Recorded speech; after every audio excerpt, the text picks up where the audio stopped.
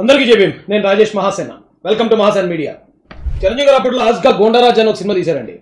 జగన్మోహన్ రెడ్డి గారిని చెప్తా ఉంటే ఆ గోండారాజ్ అనే మాట కరెక్ట్గా నీకు సూట్ అవుద్దేమో అనిపిస్తుంది. ఎందుకంటే ఎప్పుడు ఏ సంఘటన జరిగినా నేరస్తుల తరఫున మాట్లాడతాడు అతను. నిన్న ప్రెస్ మీట్ పెట్టాడు, మరో గోండారాజు ఉన్నాడట మాచర్లలో, పిన్నెల రామకృష్ణారెడ్డి. అతన్ని సపోర్ట్ చేసుకుంటూ మాట్లాడతాడు.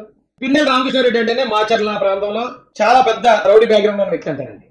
మీరు అప్పుడు చూసే ఉంటారు, గోండా ఉమ్మ గారు మరొకరు కారులో వెళ్తే తురక కిషోర్ పట్టపగల నడి రోడ్డు మీద ఆపి ఆ కారులోకి ఎంత పెద్ద కర్ర పట్టుకుని కారులో అద్దంతో పొడిచి వాళ్ళని చంపాలని ప్రయత్నం చేశాడు. పట్టపగల ఒక్క పోలీసుని వెళ్ళలేదు పిన్నెల రామకృష్ణారెడ్డి.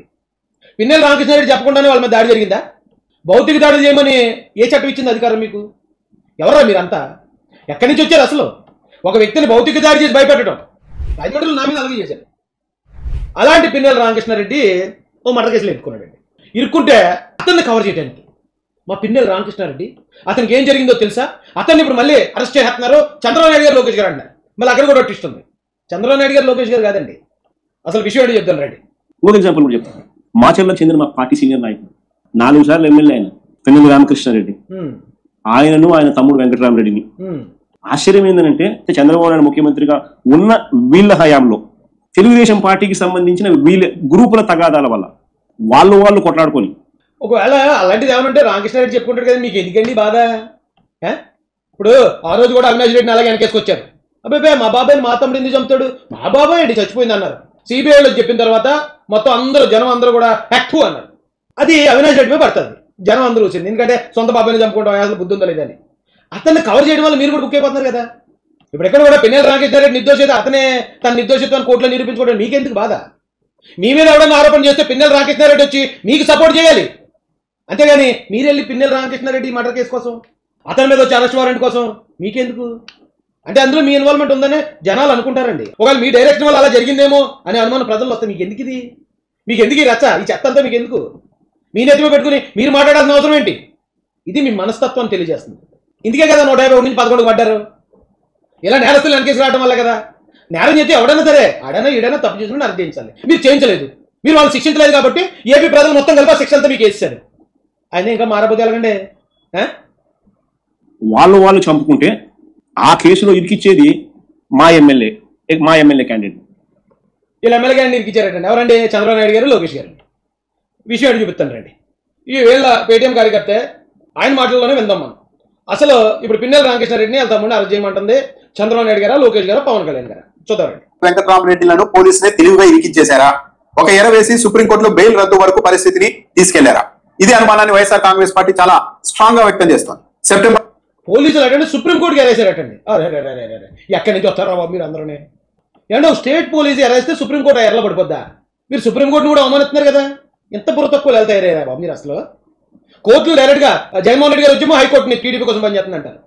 ఇప్పుడు ఇతను వచ్చేమో ఏకంగా సుప్రీంకోర్టు టీడీపీ కోసం పనిచేస్తుంది అన్నాడు. ఏటే ఇది? ఇన్వాళ్ళు అందరూ చీ అంటారయ్యా. మీరు చేసే తప్పులు కోర్టులు శిక్ష చేస్తా ఉంటే అబ్బాయి కోర్టులు కాదు చంద్రబాబు నాయుడు గారు చెప్తేనే కోర్టులు శిక్ష చేస్తుందని మీరు చెప్తే ఇక అన్ని చంద్రబాబు నాయుడు గారు మాట అంటే మీరు మాత్రం మాకు ఎందుకు బాబు, మేము కూడా చంద్రబాబు నాయుడు గారు మాట అంటే బెటర్ ఏమో అని మీ పార్టీలో ఉన్న వాళ్ళు అందరూ వచ్చి ఇందులో చేస్తారు. మీ చేతకంతానని మీరు ఎలా చెప్పుకున్నారు? 4వ తేదీన పిన్నెల్లి సోదరులకు సుప్రీంకోర్టు మధ్యంతర బెయిల్ ఇచ్చి కౌంటర్ దాఖలు చేయాల్సిందిగా రాష్ట్ర ప్రభుత్వాన్ని ఆదేశించింది. రాష్ట్ర ప్రభుత్వం తరఫున కౌంటర్ దాఖలు చేసిన తర్వాత తదుపరి విచారణ సమయంలో ఈ కేసులో ఫిర్యాదుదారుడిగా హత్యకు గురైన వ్యక్తుల బంధువు కూడా ఆయన Thota Anjaneyulu supreme court already bail ఇచ్చిందండి. సుప్రీంకోర్టు బెయిల్ ఇచ్చిందంటే దాని అర్థం తెలుసండి. పిన్నెల రామకృష్ణారెడ్డి గారు తమ్ముడికి కింద కోర్టు, మున్సిపల్ మేజిస్ట్రేట్ కోర్టు, జిల్లా కోర్టు, హైకోర్టులో ఆయనకి బెయిల్ తిరస్కరించబడింది అని అర్థం. ఇన్ని కోర్టులు మీకు బెయిల్ ఏమోరా మొర్రో అంటే అప్పుడు వెళ్తారు సుప్రీంకోర్టుకి. అంటే ఈ కోర్టులన్నీ ఏ ఆధారం లేకుండా బెయిల్ రిజెక్ట్ చేసాయా? ఈ కోర్టులన్నీ చంద్రబాబు నాయుడు గారు ఆ మాటపై పనిచేస్తున్నాయా? ఈ కోర్టులన్నింటిలో లేకపోతే సుప్రీంకోర్టుకి వెళ్ళారట. సుప్రీంకోర్టు మధ్యంతర బెయిల్ వీళ్ళకి శాంక్షన్ చేసింది. గౌరవంగా శాంక్షన్ చేసినప్పుడు ఎలా ఉండాలి, ఎంత జాగ్రత్తగా ఉండాలి? అయితే వీళ్ళు ఏం చేశారు? తరఫున న్యాయవాది సుప్రీంకోర్టులో ఒక అంశాన్ని లేవనెత్తారు. సెప్టెంబర్ 4వ తేదీన పిన్నెల్లి సోదరులకు మీరు మధ్యంతర బెయిల్ మంజూరు చేశారు. ఆ సమయంలో తాము విచారణకు సహకరిస్తామని వీళ్ళిద్దరు అప్లికేషన్ కూడా పెట్టారు.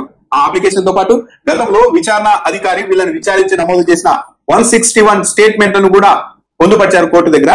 ఈ 161 స్టేట్మెంట్లు నిందితుల దగ్గరికి ఎలా వచ్చాయో తేల్చండి, వాళ్ళని అడగండి అని సుప్రీంకోర్టుకు విన్నవించారు. దాంతో సుప్రీంకోర్టు కూడా ఈ 161 స్టేట్మెంట్లు నిందితుల దగ్గరికి ఎలా వచ్చాయి, ఛార్జ్ షీట్ దాఖలు చేయకముందే నిందితుల దగ్గరికి ఈ డాక్యుమెంట్ ఇవి రాకూడదు కదా, ఎలా వచ్చాయి అని ప్రశ్నించింది. దాంతో పిన్నెల్లి తరఫున న్యాయవాది పోలీసులే తమకు ఇచ్చారు, ఇదిగో మేము అడిగిన ప్రశ్నలు ఇవి, మీరు చెప్పిన సమాధానాలు ఇవి అంటూ సుప్రీంకోర్టుకి చెప్పారు. ఆ వాదనతో సుప్రీంకోర్టు ఏకీభవించలేదు. లేదు, ఛార్జ్ షీట్ దాఖలు చేయకుండా 161 స్టేట్మెంట్లు అన్నవి నిందితులకు చేరడానికే వీల్లేదు, చట్టం ఒప్పుకోదు. ఆ విషయం లాయర్లకు కూడా తెలుసు. కానీ వీళ్ళ చేతికి వచ్చాయంటే ప్రభావితం చేస్తూ ఉన్నారు. వీళ్ళ పరపతి చూస్తుంటే మాకే ఆశ్చర్యం కలుగుతోంది. కాబట్టి ఈ కేసులో మేము మధ్యంతర బెయిల్ రద్దు చేస్తూ ఉన్నాం, అరెస్టు నుంచి రక్షణ కల్పించలేం అంటూ ఆదేశాలు ఇవ్వడంతో పాటు లొంగిపోవడానికి 2 వారాల సమయం ఇచ్చింది. విన్నారు కదండి క్లియర్ గా. వీళ్ళకి ఆల్రెడీ సుప్రీంకోర్టు ఒకసారి మధ్యంతర బెయిల్ ఇచ్చింది. ఇచ్చిన తర్వాత వీళ్ళు కోర్టులో వేసే పిటిషన్లో 161 స్టేట్మెంట్లు కూడా వేశారు. ఆ 161 స్టేట్మెంట్లు అనేవి అసలు వీళ్ళ దగ్గరికి రావట. అది అవతల తరపున న్యాయవాది రేజ్ చేశాడు. ఏమన్నా అసలు ఈ 161 స్టేట్మెంట్లు పోలీసుల దగ్గర నుంచి ఎలా తెచ్చారు అడగండి, అవి అసలు వీళ్ళ దగ్గరికి రాకూడదు కదా అని అవతల లాయర్ అడిగాడు. సుప్రీంకోర్టు కూడా షాక్ అయ్యారట. ఇంకా ఛార్జ్ షీట్ చేయకుండా ఈ పేపర్ల మీ దగ్గరికి ఎలాగొచ్చాయి అని అడిగారు సుప్రీంకోర్టు వారు. దానికి పిన్నెల్లి గారి ఆ లాయర్ ఏం చెప్పాడట, లేదండి పోలీసులు తెచ్చి మాకు ఇంటి దగ్గర మీరు సద్దా ఖాళీగా ఉన్నాయి కదని ఇచ్చేశారు అన్నాడట. ఇచ్చేసారంటే సుప్రీంకోర్టు షాక్ అయిందట. అసలు ఎవరి దగ్గరికి రాని డాక్యుమెంట్లు మీరు ఎంత సులభంగా సంపాదించారంటే మీ ఇన్ఫ్లుయెన్స్ చాలా ఎక్కువ ఉన్నట్టుంది పోలీసులో కూడా. మీరు పోలీసులను కూడా ప్రభావితం చేసి ఇలాంటి డాక్యుమెంట్లన్నీ దొంగచాటుగా తీసుకుంటున్నారు. కాబట్టి బాబు మీకు బెయిల్ ఇచ్చి మేము బయట ఉంచలేం, మీరు ప్రభావితం చేస్తున్నారు, మీ బెయిల్ రద్దురా అబ్బాయి అని చెప్పిందట. ఎవరో సుప్రీంకోర్టు. ఎందుకు? వీళ్ళు చేసిన తెంగర పని కోసం. వీళ్ళ తెంగర పని వల్ల వీళ్ళ బెయిల్ రద్దు అయితే జగన్మోహన్ రెడ్డి గారు వచ్చి చంద్రబాబు నాయుడు గారి మీద లోకేష్ గారి మీద ఎడుతూ ఉంటే ఎలాగండి? ఇదేమే నేను చెప్పింది కాదు కదా. మీ పార్టీ కోసం పనిచేస్తాను పేటీఎం గారికి ఎత్తా రామనాథ్ ఏదో పేరు ఉండదు అతనిగా చెప్పాడు. మీరు చేసిన తెంగర పని వల్ల సుప్రీంకోర్టు బెయిల్ రద్దు చేసిందని. మీరు అసలు ఆ పార్టీ వాళ్ళు చంపుకుంటే సుప్రీంకోర్టు ఎందుకంటే ఎంత టఫ్గా తీసుకుంటుంది అంటే సుప్రీంకోర్టుకి తెలిసిన దానికన్నా కూడా జగన్ గారికి ఎక్కువ తెలుసా? అలా ఉందండి వ్యాపారం అది. వైసీపీ ఉంది. జగన్మోహన్ రెడ్డి గారి సపోర్ట్ ఆ రేంజ్లో ఉంది.